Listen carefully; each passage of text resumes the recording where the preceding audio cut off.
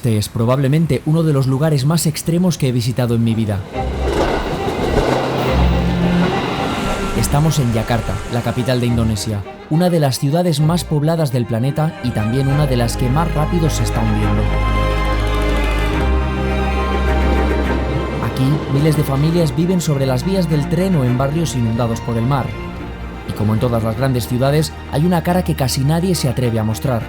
Por eso hoy voy a adentrarme en esa Yakarta olvidada, donde el agua, la pobreza y el caos marcan el ritmo de la vida cotidiana.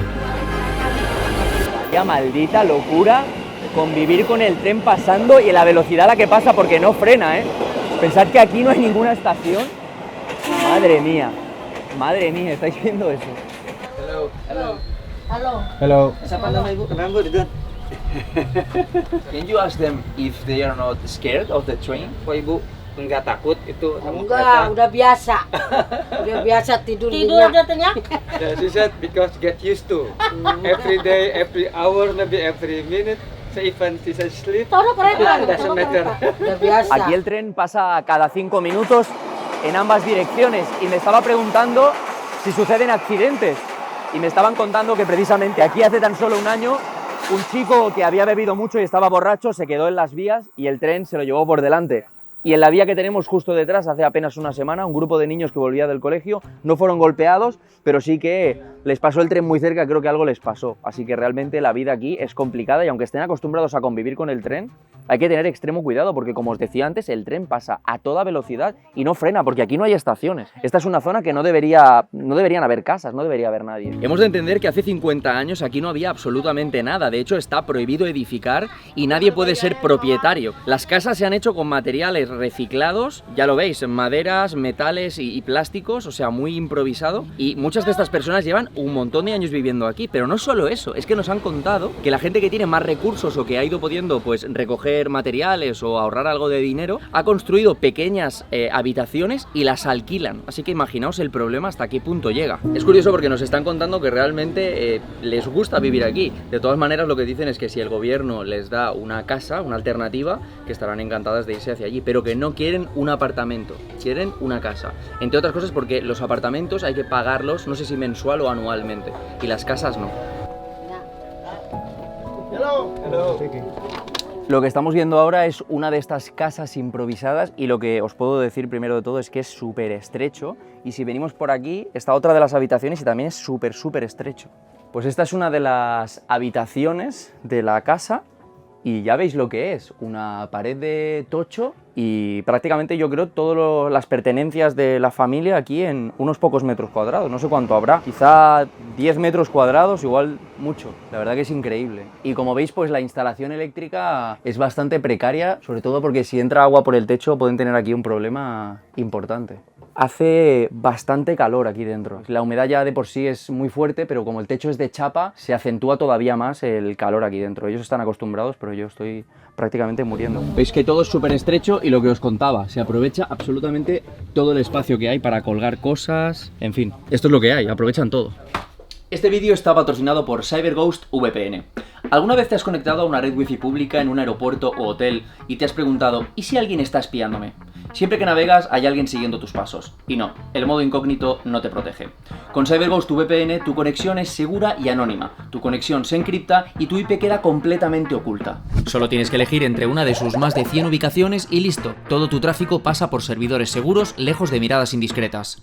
Lo mejor, también desbloquea juegos y contenido restringido en más de 40 plataformas de streaming. Yo la uso siempre en mis viajes, especialmente en países donde ciertas webs están bloqueadas. Cambias de ubicación virtual con un clic y puedes ver, por ejemplo, el catálogo de Netflix en Estados Unidos o acceder a webs que en tu país no cargan. Funciona en Windows, Mac, Android, iOS y puede proteger hasta 7 dispositivos a la vez. Con más de 38 millones de usuarios y más de 20.000 reseñas positivas en Trustpilot, es una de las VPN más confiables del mercado. Y si haces clic en el enlace de la descripción te llevas su mejor oferta. Por solo $2,03 al mes tienes 4 meses gratis, lo que supone un 84% de descuento. Y si no te convence, tienes una garantía de 45 días de reembolso, así que no pierdes nada por probarlo. Lo que sí es espectacular es que el paso del tren hace que toda la casa vibre y como veis, como los materiales son muy endebles, porque literalmente es madera, chapa y algunos plásticos, se mueve todo. Supongo que ellos están súper acostumbrados, pero yo aquí me costaría bastante dormir. Esto que tenemos aquí es muy interesante porque en Indonesia los pájaros están considerados símbolos de estatus, así que fijaos que incluso estando en una comunidad muy pobre, tienen un pájaro para demostrar eso. De hecho, este es especialmente caro, es un Murai Medan de Sumatra y puede llegar a costar hasta $400, así que les ha costado mucho tiempo ahorrar ese dinero, os lo aseguro. Fijaos hasta qué punto la vida está normalizada en este lugar, que aquí se celebró ayer una boda y estamos a los pies de la vía del tren, porque es que justo detrás de mí, lo vais a ver, está la vía. Y aquí se celebra la boda, allí nos han dicho que había el entretenimiento de la boda, es fascinante la verdad. Realmente se han acostumbrado a vivir aquí, junto a las vías del tren, con total normalidad.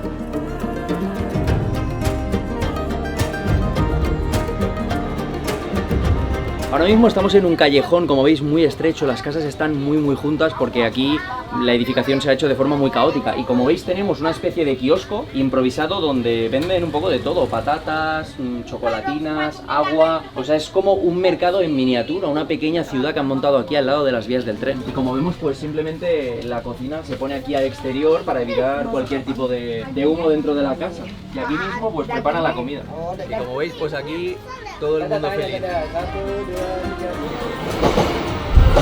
Otro de los problemas que enfrenta esta gente son las consecuencias por la falta de saneamiento. Esto que tenemos detrás de mí es un ejemplo muy claro, que son aguas estancadas, los residuos que se vierten desde las casas y que pueden provocar problemas de salud e infecciones. Además, tened en cuenta que esta ciudad se inunda constantemente, por eso vemos que algunas casas están construidas sobre pilares, porque las inundaciones, como os digo, son muy fuertes aquí. De hecho, estos utensilios de aquí son los que utilizan para quitar toda esa basura que se queda acumulada en este lado de aquí, porque literalmente no es capaz de evacuar el agua y se queda toda estancada aquí y eso es un problema. De hecho, lo que nos ha contado es que el río era mucho más ancho antes de lo que es ahora. Y vemos aquí también otro ejemplo de lo que os comentaba. Esta es la evacuación, o lo que debería ser la vía que evacúa el agua, pero está llena de basura y no se puede sacar. Literalmente tienen que usar esas cestas para irla sacando y que un poco del agua se pueda ir virtiendo a la vía principal. Pero vaya, tienen un problema aquí de saneamiento muy grande.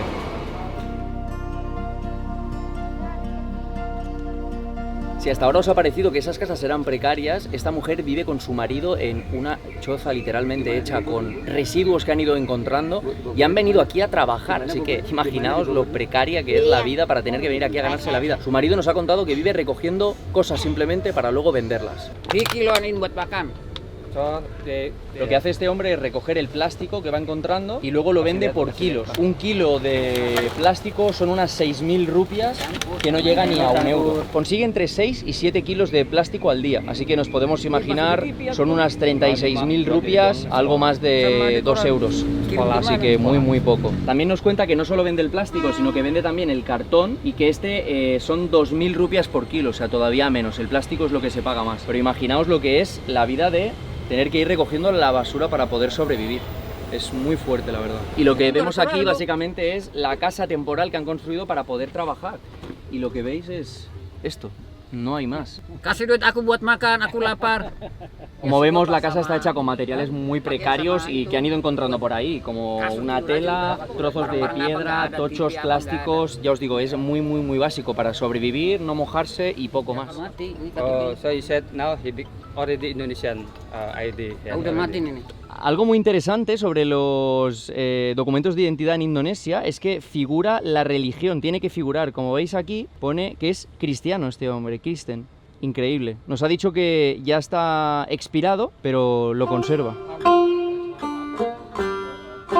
Además de recoger residuos, otra de las opciones para ganarse la vida es vender carne. Esta mujer lo que ha hecho es comprar esta pieza de cabra en una de las granjas locales que están justo aquí al lado de las vías del tren, y lo que hace es limpiar la piel para luego venderla en el mercado para comer. O sea, esto es literalmente comida, luego se hace como en pinchos. Y lógicamente, como veis, las condiciones de salubridad son bastante justas, pero aquí no hay otra alternativa y eso es todo lo que pueden hacer. Lo más llamativo de todo esto es que esta gente que vemos aquí, que son las personas más pobres, que están literalmente al lado de la vía del tren y viviendo en cabañas, han venido de lugares muy lejanos para ganarse la vida mejor de lo que se la ganaban allí, es decir, para vivir mejor. Así que imaginaos cómo son las condiciones de vida de muchas de estas personas en otras regiones de Indonesia mucho más desfavorecidas. Esta es otra de las casas que nos la estaban mostrando y como veis es muy pequeña, es un habitáculo prácticamente para cubrirse de la lluvia y poco más. hecho con maderas y con plástico. Y aquí, como veis, pues tienen los utensilios donde comen y beben y simplemente pues los lavan aquí fuera. Como os imagináis, aquí no hay agua corriente, con lo cual tienen que comprarla. Estos son los bidones que ellos obtienen y cuestan 2.000 rupias cada uno, que no es mucho, pero realmente para el nivel de vida que tienen debe ser una inversión bastante grande. Pero este agua directamente no se puede beber, sino que tienen que venirse aquí y la tienen que hervir, porque realmente no sé de dónde deben sacar el agua, pero si es de algún río cercano, la mayoría del agua de la ciudad está muy contaminada. Así que por narices tienen que hervirla, porque si no se pondrían enfermos.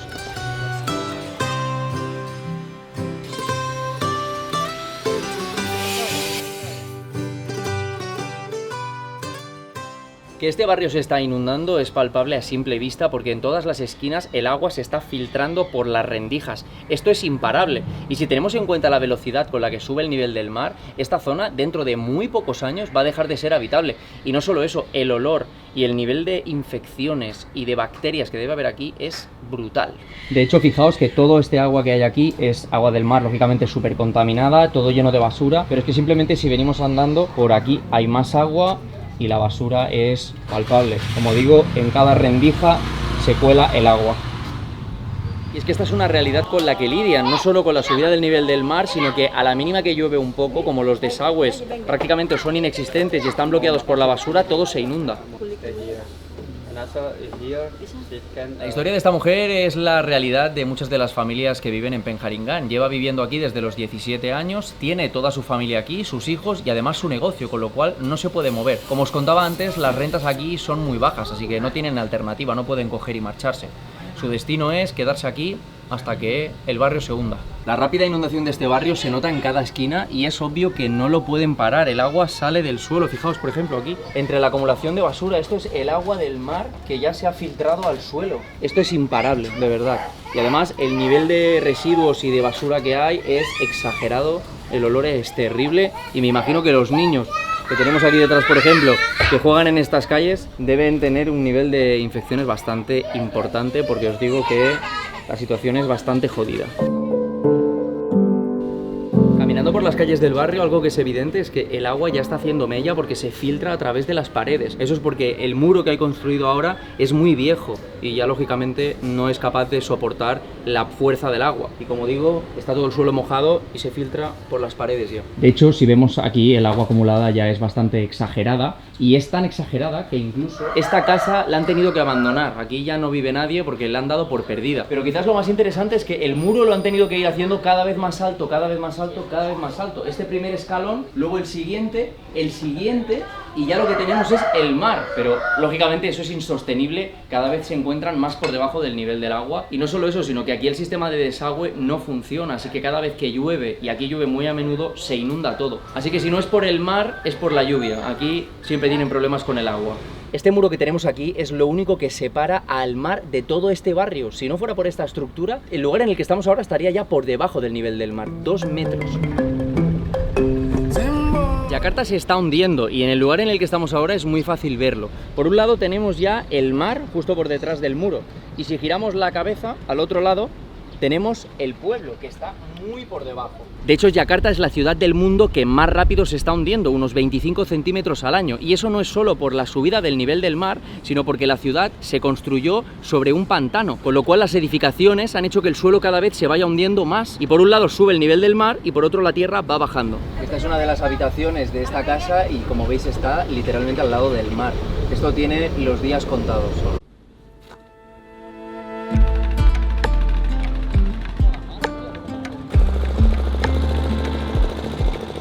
Nos encontramos ahora en el lugar desde el que salen los barcos pesqueros, y es que esta comunidad sigue dependiendo principalmente de la pesca. Es cierto que se llevan a cabo otras actividades como la recogida de residuos, de plásticos, pero como digo, la pesca sigue siendo lo más importante. Y no puedo evitar preguntarme cómo debe ser la calidad del pescado teniendo en cuenta lo sucia que está el agua. Y además es que estas barcas que utilizan tienen motores muy rudimentarios que sueltan un montón de residuos como aceite.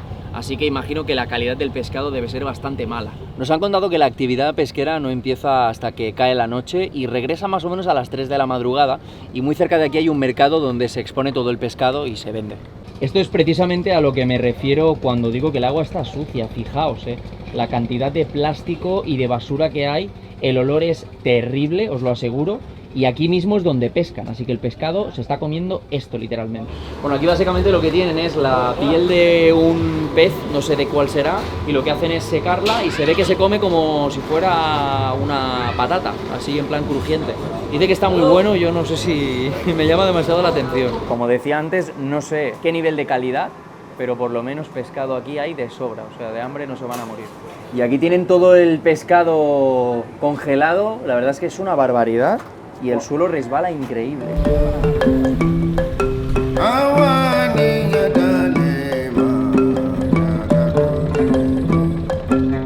Otro dato muy interesante es que Indonesia fue colonia holandesa durante más de 350 años. Y esto que tengo detrás de mí, todos estos barcos, que son muy antiguos, algunos de ellos datan de hace más de 200 años, eran de esa época. Actualmente, y para vuestra sorpresa y también la mía, muchos de estos barcos a día de hoy siguen funcionando, no sé cómo porque están muy deteriorados, pero se siguen utilizando en el comercio nacional. No salen de Indonesia, pero sí se mueven por todas las islas del archipiélago. Lo que está claro es que el futuro de todas estas comunidades cercanas al mar, como la de Penjaringan, es acabar desapareciendo sepultadas bajo el mar. Y el gobierno de Indonesia ya ha dado por perdida la ciudad e incluso ha decidido trasladar la capital a Borneo. Se llamará Nusantara. Lo que nadie sabe es qué será de todas estas personas que ahora habitan estas zonas. Recordad que somos el tiempo que nos queda, así que disfrutad y sed felices y nos vemos muy pronto en una nueva aventura.